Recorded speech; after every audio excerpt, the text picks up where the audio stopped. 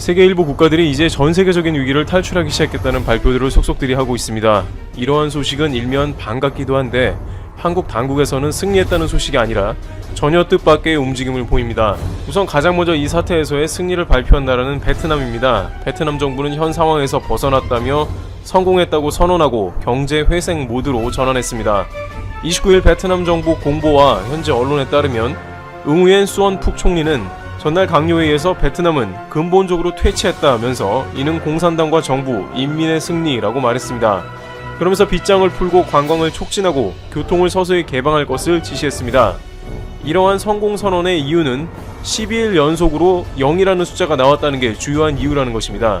또한 뉴질랜드에서도 베트남과 같이 전국적인 봉쇄를 공식적으로 해제하면서 회복 국면에 들어간다고 선언합니다. 한편 뉴질랜드 매체들은 이날 봉쇄령이 해제되자 그동안 문을 닫았던 맥도널드 등 패스트푸드 매장들이 드라이브스루와 배달 등 제한적인 방식으로 영업을 시작해 새벽부터 장사진을 이루었다고 전했습니다. 중국 우한에서도 현 사태 관련한 통계가 제로라면서 봉쇄를 해제하고 경제활동에 돌입하는 모습입니다. 심지어 상황이 갈수록 악화되는 것 같다는 일본조차 5월 6일경 봉쇄 해제를 검토하고 있으나 의사들은 반대하는 상황입니다. 이처럼 세계 각국은 승리를 선언하거나 봉쇄를 해제하려는 움직임을 그 어느 때보다도 활발하게 보여주고 있습니다. 그런데 오히려 방역 모범국이라는 한국은 다른 나라에 비해서 매우 적은 숫자를 기록하고 있음에도 불구하고 승리 선언은커녕 전혀 다른 모습을 보이고 있다는데요. 지난 28일 한국의 방역당국은 대국민 항체 검사를 진행하기 위한 조사 방법을 검토한다 밝힌 바 있습니다. 정은경 방역대책본부장은 이를 통해서 몇 %가 노출되어 면역을 획득했는지와 숨겨진 사람들을 찾아낼 수 있는 전체 지도를 알 수 있다고 시사한 바 있습니다. 또한 이 전국민 항체 검사를 통해 다가오는 2차 대유행에 대비할 수 있다는 것입니다. 이미 방역당국은 다가오는 가을과 겨울 시즌을 대비하여 1억 개의 마스크를 비축한다 밝혔습니다.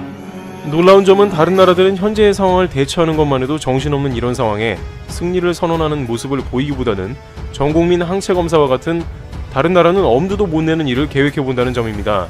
스웨덴의 경우 전 국민을 그대로 노출시켜 자동으로 집단 면역 체계를 구축한다고 했으나 한국과 같이 전 국민 항체 검사를 하는 방식은 완전히 차원이 다른 한국만이 가능한 방식으로 여겨지는 것이죠. 일부 국가에서는 항체 검사를 통해서 항체가 있는 사람들만 해외여행을 가능하게 하는 조치를 진행 중입니다만 한국은 좀 더 높은 차원의 구상을 하고 있는 양상인 것입니다.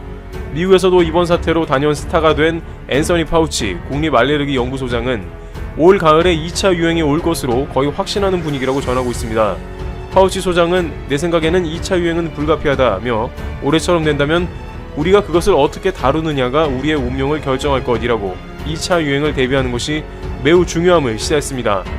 윤태호 중앙사고수습본부 방역총괄반장은 2차 유행을 대비해 중장기적인 대비를 하고 있다며 가용 병상 확보와 의료 인력 물자 동원 방안 계획을 마련 중이라고 언급했습니다.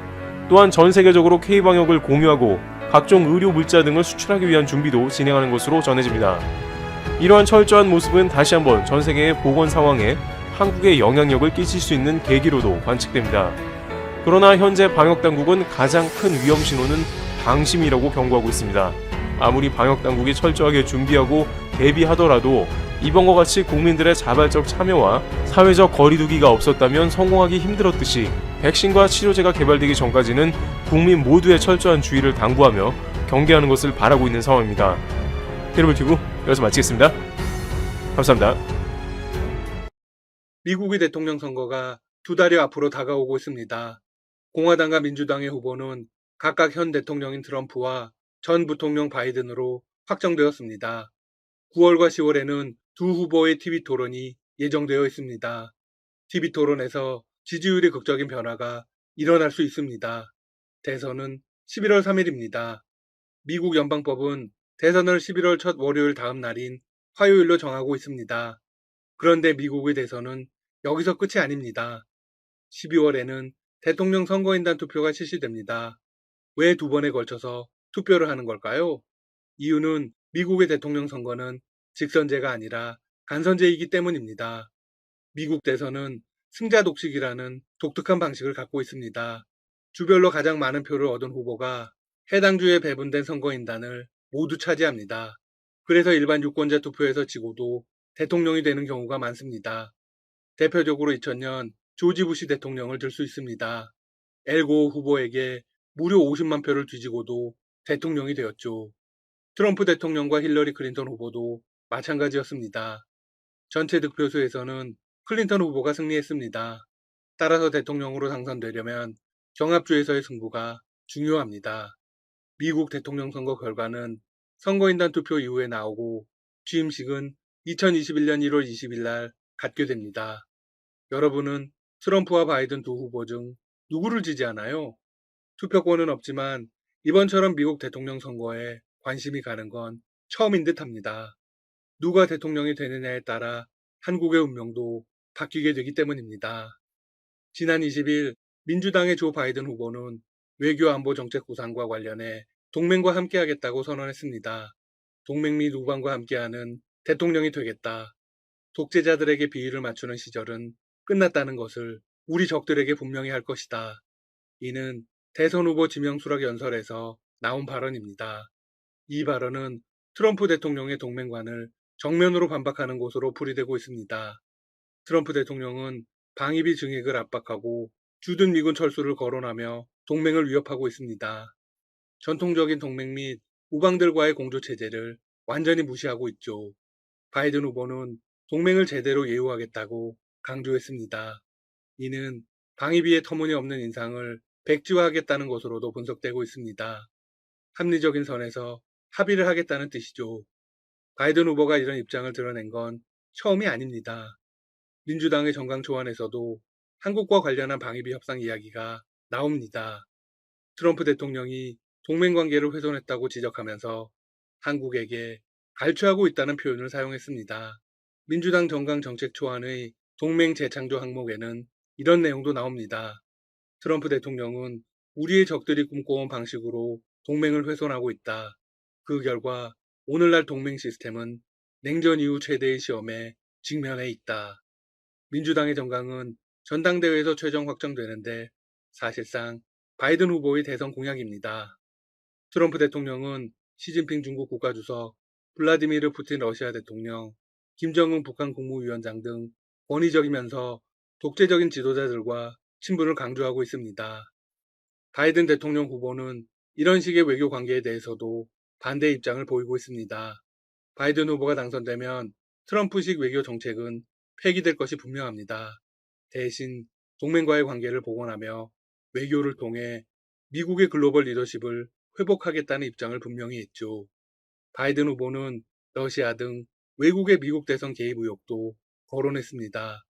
나는 우리의 가장 신성한 민주주의 활동인 투표에 대해 외국의 개입을 결코 참지 않을 것이다. 미국은 공식적으로 지난 2016년 대선에서 러시아가 개입했다는 평가를 내렸습니다.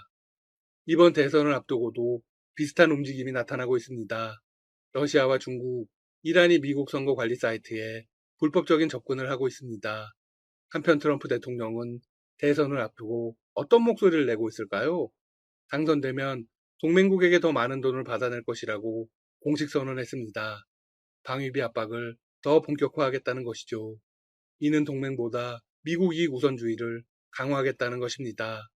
한국으로서는 여러모로 불리한 상황입니다. 뿐만이 아닙니다. 외교 관계에서 전반적인 변화가 일어날 수 있습니다. 최근 한 국내 언론이 이런 기사를 내보냈습니다. 트럼프 미국 행정부는 한국을 지지하지 않는다. 한국은 일본의 반도체 소재 수출 규제 조치에 대해 세계무역기구에 공식 제소했습니다.